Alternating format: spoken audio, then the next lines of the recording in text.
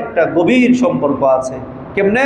আল্লাহ পাক রব্বুল আলামিন পবিত্র কুরআনুল হাকীমের সূরা বাকারার 185 নম্বর আয়াতের মধ্যে বলেন, শাহরু রমাদানাল্লাযী উনজিলা ফীহিল কুরআন।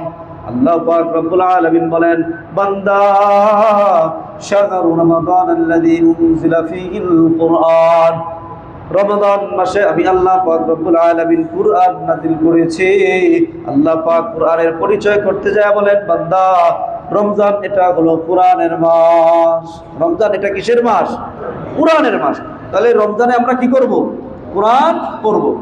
কোরআন বলতে গেলে খুবই কষ্ট হয়। কেন? যে মুসলমানের মুক্তির একমাত্র সনদের নাম হলো কোরআন। কথা বলেন ঠিক না ঠিক? এক সময় দেখেছি কোরআন সকাল বেলায় ফজরের নামাজ পড়ে প্রত্যেকের ঘরে ঘরে কোরআনের তেলাওয়াতের জারি ছিল কি ছিল না?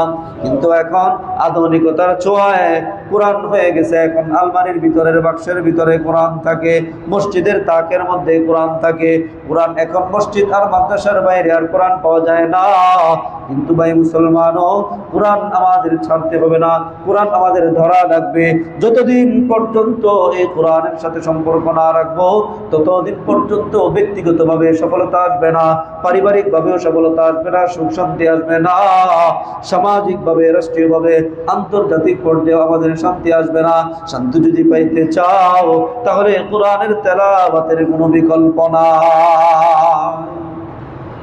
ভাই মুসলমানও, এখন আমাদের বেশি বেশি করে কোরআন পড়া লাগবে। কেননা রমাদান এই মাসের মধ্যে আল্লাহ কোরআন নাজিল করছে।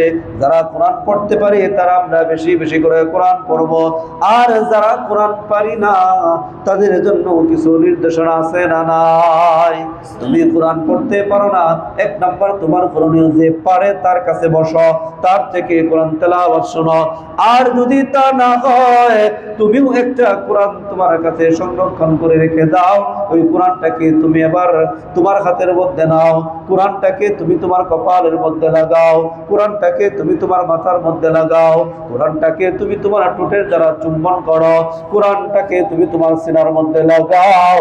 আর 2 ফোঁটা নজরা চোখের পানি ছেড়ে দিয়া আল্লাহর কাছে কান্না করো আর বলো, গো মালিক, যে কোরআন তুমি দিছিলা বোঝার জন্য, এই কোরআন তুমি দিছিলা পড়ার জন্য, এই কোরআন দিছিলা এমন ভাবে আমার নিজের জীবন পরিচালনা করার জন্য, আয় মালিক, আমার বদনসিব, আমার বদনসিব, আমি তো কোরআন পড়তে জানি না। এবার বিসমিল্লাহ বলে কোরআনটাকে খুলে নাও। কোরআনের একটা পাতার মধ্যে, পৃষ্ঠার মধ্যে তুমি হাত বোলাও আর নিজের আবেগটা জাহির করো আল্লাহর কাছে, বড় মালিক, তুমি আমাকে কোরআনের পাগল বানায়া দাও।